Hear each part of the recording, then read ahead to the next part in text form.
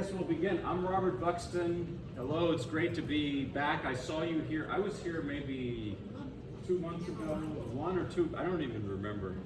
And I'm going to play classical piano. I'll speak about it. I think I've got pretty much all new things, mostly new things since last time. So for some variety, I try to always keep it fresh. But the first thing I'd like to do is an improvisation. I always improvise because if you read about the history of classical music, that's what they did all the time. And then this tradition has kind of died out a bit. And I like to do improvisations that are having to do with a topic that's appropriate for the day or the season. And today is Bastille Day, July 14th. And it's also a big, if you're watching the World Cup in about, probably already started, France is playing Spain. So I'm going to do an improvisation on La Marseillaise in honor of all of that. And what I'll do is, it's going to be more like an improvised introduction, and then I'll actually play La Marseillaise. So we'll see what happens. I don't know what's going to happen, but let's see. Yeah. Thank you. Thank you.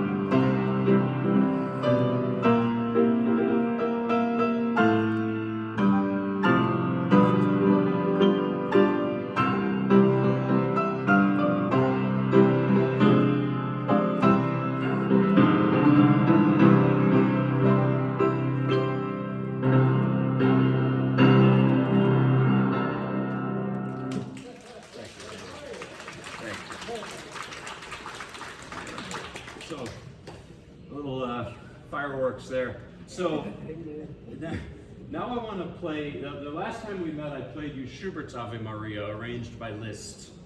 And today I'm going to play you another Ave Maria by Bach-Gounod. Speaking of French music, Gounod wrote this. And here's my story about this, that not so long ago, my wife, who's a pianist also, was asked to play for a wedding. And one of the requests, they said, please play Ave Maria. And she said, which one? And they said, don't get smart with us. We want Ave Maria, thank you very much.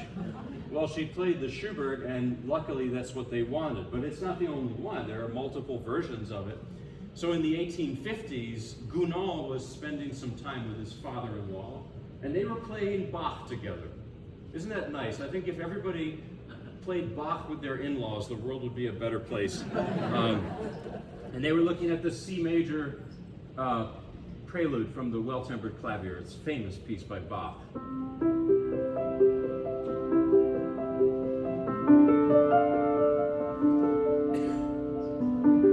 Etc.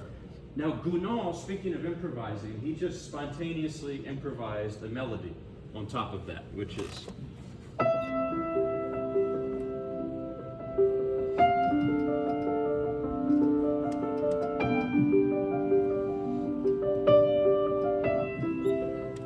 So he superimposed this improvised melody on Bach. The father-in-law was very impressed, and he jotted it all down. So Gounod touched it up a bit and published it as a violin piece. And then after that, added a text, the Latin Hail Mary prayer, Ave Maria, as a text for singers. Now, I don't sing or play the violin, so I'm playing a solo piano version done by Georges Bizet, the guy who wrote Carmen. So this is a 4-person project here. It's Bach, it's Gounod, it's the father-in-law, and it's Bizet. All of them contributed to what I'm going to play. So here is a different version of Ave Maria than the more famous one, but it's absolutely beautiful too. So here it is.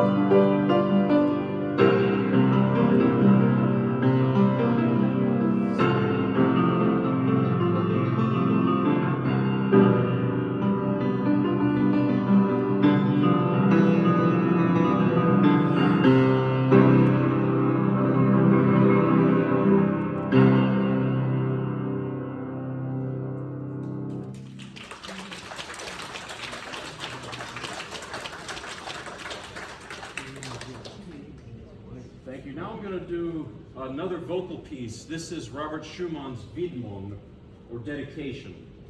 And it's arranged by Liszt here for solo piano because, again, I don't sing. I especially don't sing in German.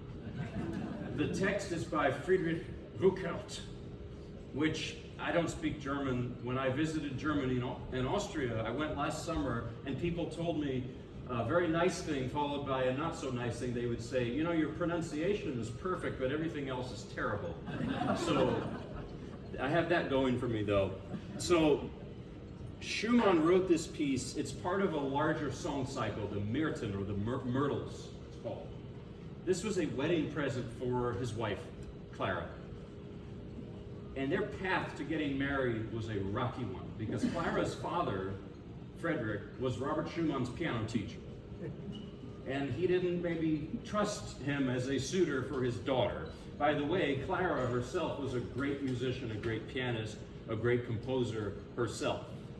And Schumann sort of damaged his hands at some point studying piano. He was a late bloomer with the piano, late starter rather, and he used a device meant like a wooden mechanical thing designed to strengthen the pinky finger, damaged the muscles in his hands.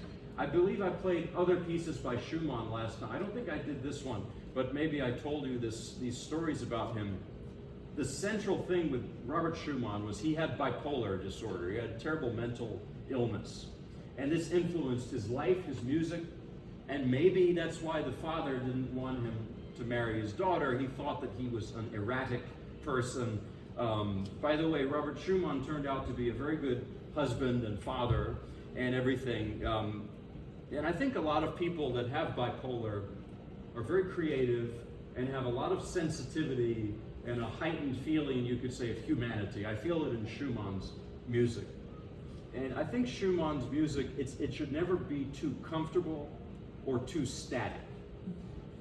I learned this lesson from one of my major teachers, Vladimir Viardot. He was a Russian piano teacher. And I played some Schumann for him, and I played it very kind of straightforward and calm. Oh, hey, how are you? Oh, my. Oh, thank you. How are you doing? Oh, thanks. Look at that. Oh, good. Well, I can always use the teacher voice. I'm also a dad, and I have 2 young kids. Sometimes I have to use that voice, you know. But this is good. This is going to save the vocal cords for my non-singing. But, so Schumann, you know, he had bipolar, and I was talking about my teacher, Viardot. I played for him something. Let's just pretend it's this piece. I played for him in this manner. Sorry.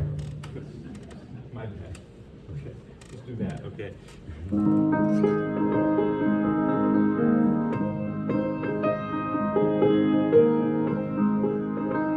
Yeah, like that. And you know, he told me, my teacher, he said, it's very nice, it's very pretty, but I feel like you're just having a cup of coffee, eating some eggs, wearing a nice bathrobe, and reading the newspaper. That's not Schumann. Schumann's music is on fire, every note, and I think he's right. And so what that would mean is that when you play this piece, it should be more like this. You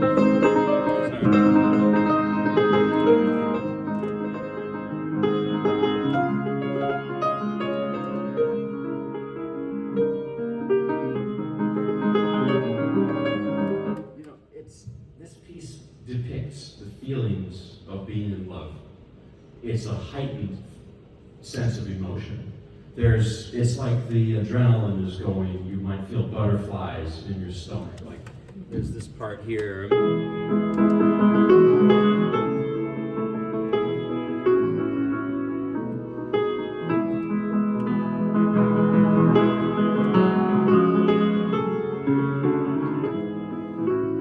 So that's Schumann. I've also heard people compare his music to Van Gogh's paintings, and I love that because Van Gogh also struggled with mental illness. And you think of that starry night sky, it's not a static, steady, straightforward thing. It's more like this, the part of the Widmung at the end sounds like that starry night. You know, here. All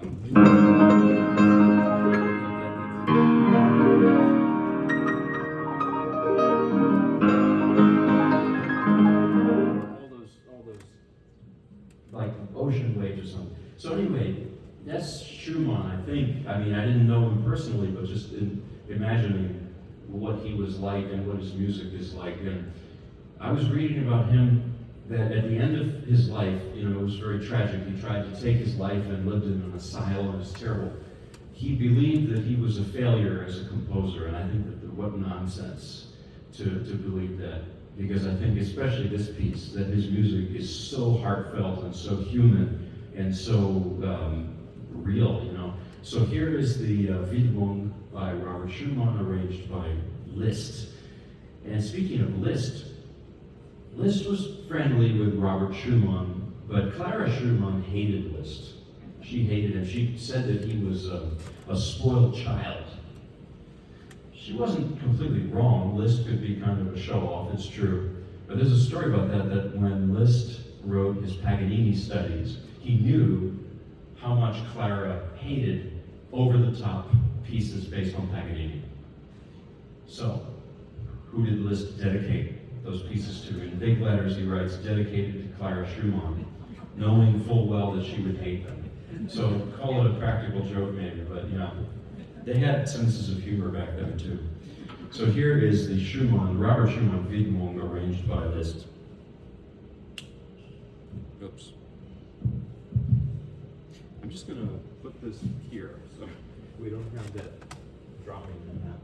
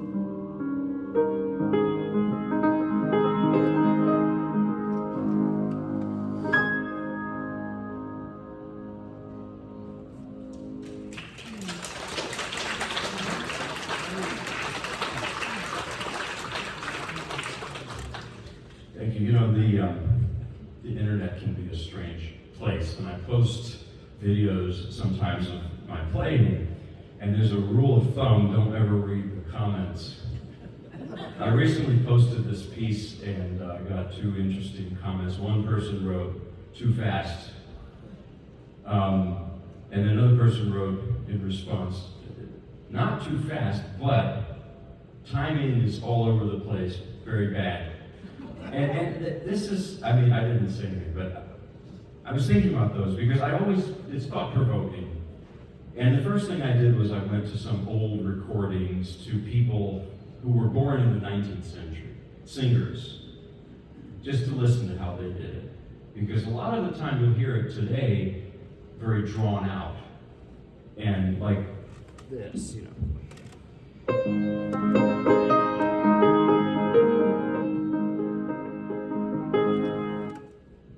I'm not saying it's bad, actually it can be quite beautiful and I like it.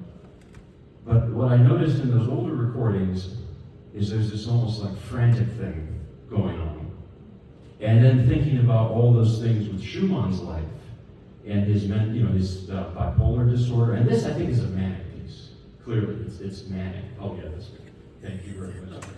Oh, thank you. Thank you very much. I can get some, get a nice drink here. No, I'm just kidding. Not during the concert. Never do that. So, so that's what it is.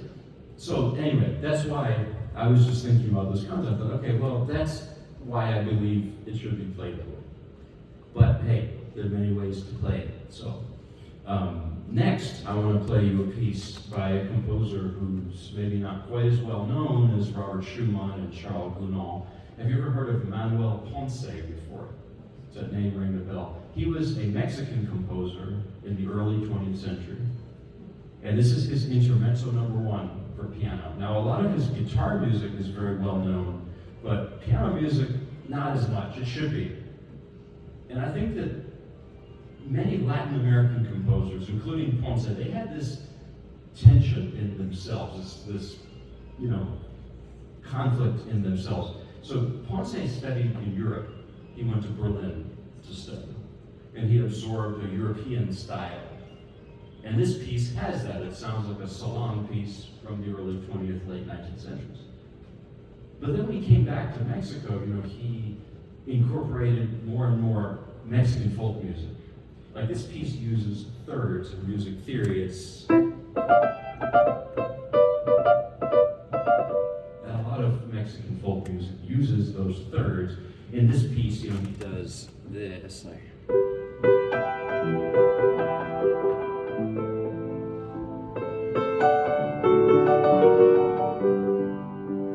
So, there's that there. And I think probably for his whole life he felt, should I be more European? Should I be more of a Mexican composer?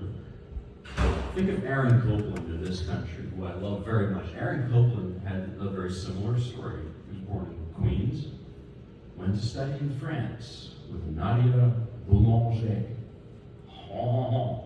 You don't get more French than that. But then when he came back to the States, it was the Great Depression in the 1930s, so he decided to write things like Billy the Kid, and Rodeo, and Appalachian Spring. You don't get more Americana than that. So that's kind of the same story as Ponce, I think. So, and finally I want to say one of my major teachers was from Cuba originally, and he really would assign us to play a lot of Cuban composers, especially some wonderful music, classical Cuban composers. He never was happy with how I played, and I understand. I do an impersonation of him, which he didn't think sounded like him, but it really does.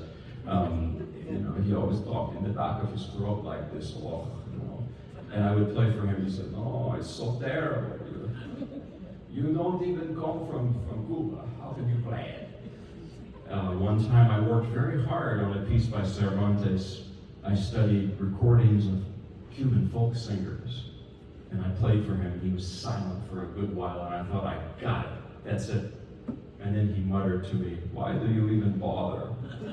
So I think about him when I play this piece, because I know this is not Cuban, but there's a similarity to it. I think Cuban composers, Mexican composers, the music speaks Spanish, and it reminds me of him, and makes me smile a little bit to think of him. So here is Intermezzo number 1 by Manuel Ponce.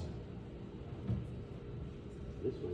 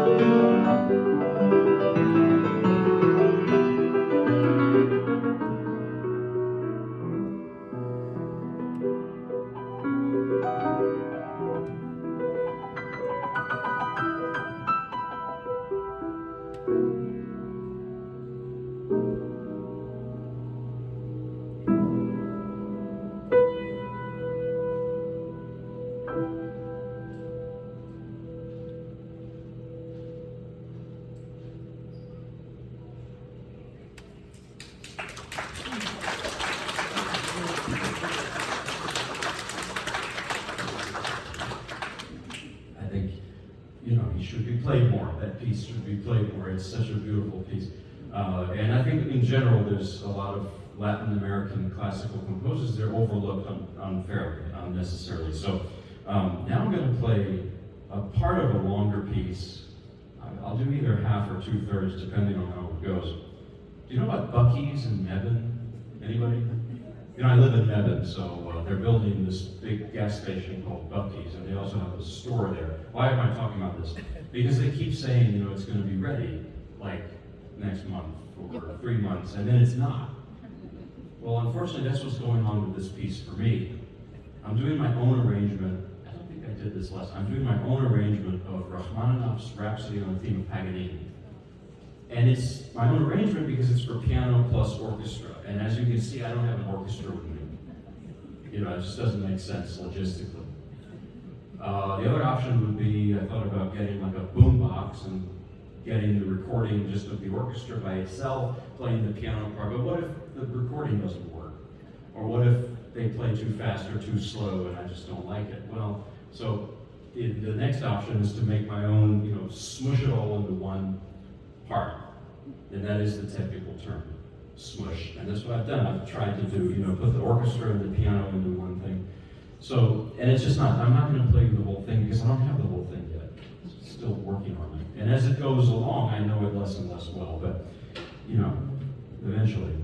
So this piece is a late work of Rachmaninoff. He wrote it in 1935.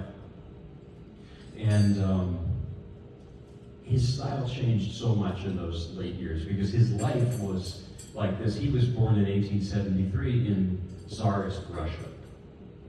And he was mentored by Tchaikovsky as a young man. He was a quintessential Russian romantic composer.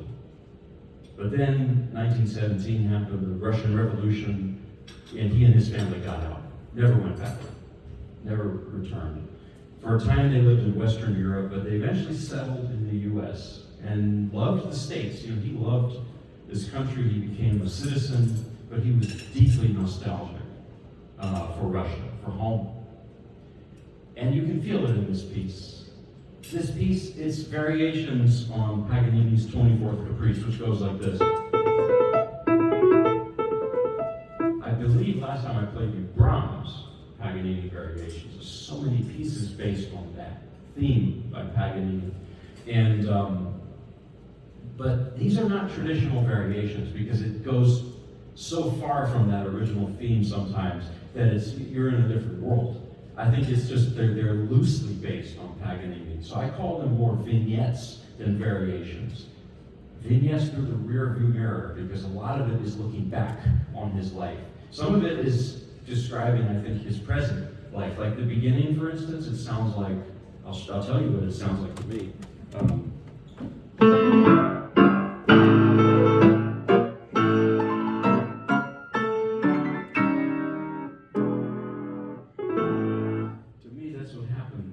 When you put a 19th century Russian man in Midtown Manhattan in the 1930s, 20s and 30s. That's what it feels like to me.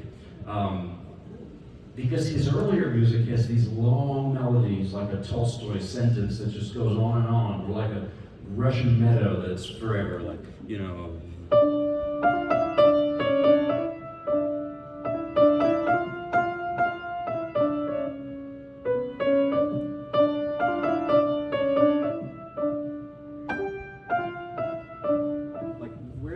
Phrase take a breath. It doesn't.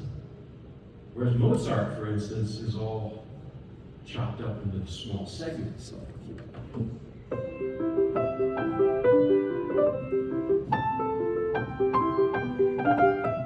It's just more like, I read someone describe it like, you know, he was from Salzburg. There's a lot of mountains there, and the houses are small, everything's close together in Central Western Europe.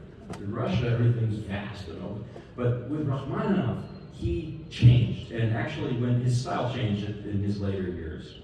And after he left in 1917, left Russia, he couldn't write music for like 15 years. He had writer's block. And he suffered from clinical depression probably at different points in his life. So here's a little personal thing about Russian nostalgia. I know a lot about it because my mother is Russian. She's from Moscow, not Idaho, but Moscow, Russia. And my parents live 30 minutes away, so we see them a lot. And here's a story about my mother and Russian nostalgia. Remember on July 4th, it was like 100 degrees and 100% humidity? Well, my mother calls me and says, Robert, I make Russian borscht. You have to come eat. You know what borscht is, right? It's this beets and cabbage stew.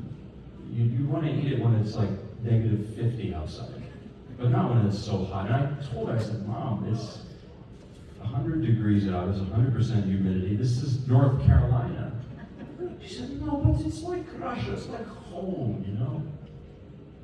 Rachmaninoff's house in Beverly Hills, California was an exact replica of his home in Russia. That's how powerful nostalgia is.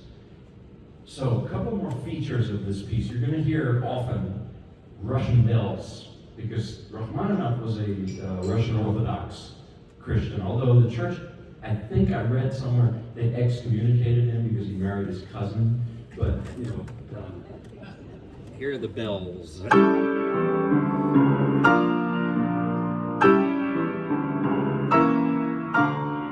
a famous other piece, an early work of Rachmaninoff, that people give a nickname to, the bells sometimes.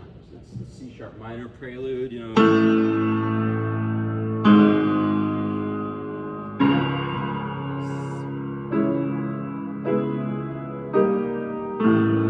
So that's also the sound of bells throughout his life. You're going to hear this melody also. Ever heard that before? That is a Gregorian chant from the Middle Ages called the Dies Irae, Day of Wrath. It's menacing. And Rachmaninoff was obsessed with it in his later years. I think he was thinking about world events, like the Second World War was on the horizon. Also, he was maybe thinking of his own mortality, but you're going to hear that in this piece. It's, even Stanley Kubrick uses that in The Shining, with Jack Nicholson, Shelley Duvall. That's when they're driving up the mountain to that creepy hotel, that's the music playing.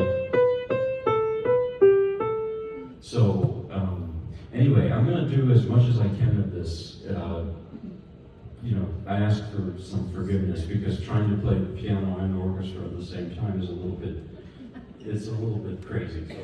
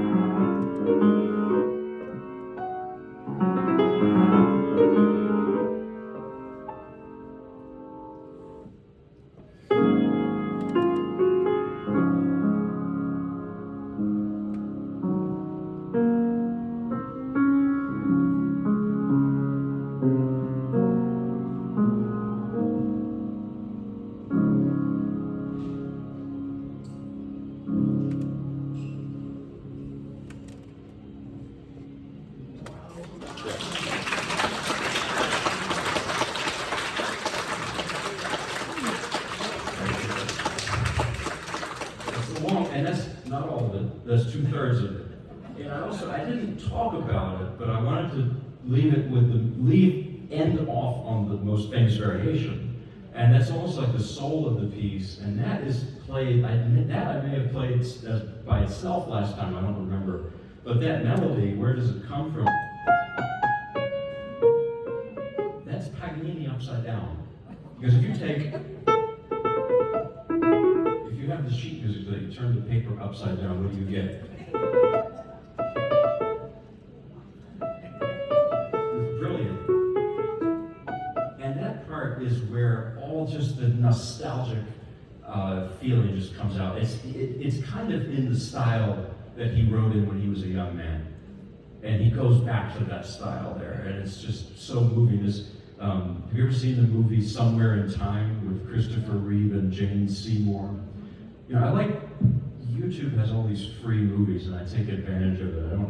I've cited several movies, right? There's also even Groundhog Day uses that. So it's used a lot in movies. The strategy I use, because I don't like to sit through a whole movie, I don't have time, but you can watch 20 minutes a day, and I don't know if that's a weird thing to do, but anyway, that piece is very, it's very special, it's very famous, the last part. So, I want to close with a little old-time gospel, and I'll tell you why, because you're going, what's with that? So my mother's a Russian immigrant. I always tell this as a gag, but it's true. My dad considers himself an immigrant too. He's from Southern Virginia. And he raised me, he was always, I had this Russian side of the family, my mother, my uncle, Boris, very Russian, And then I had a Russian teacher later, but then my dad was like, when are you going to play some real music? So I'm going to close with, this is In My Heart There Is a Melody gospel. And it's going to change tempos a bit.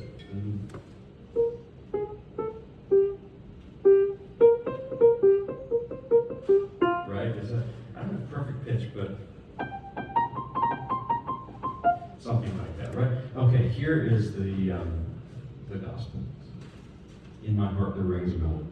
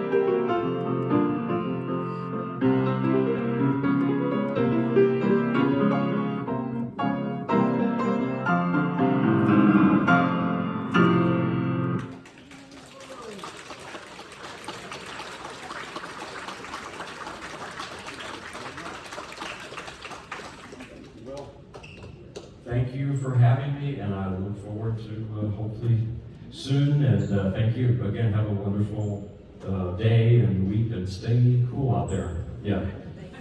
Take care.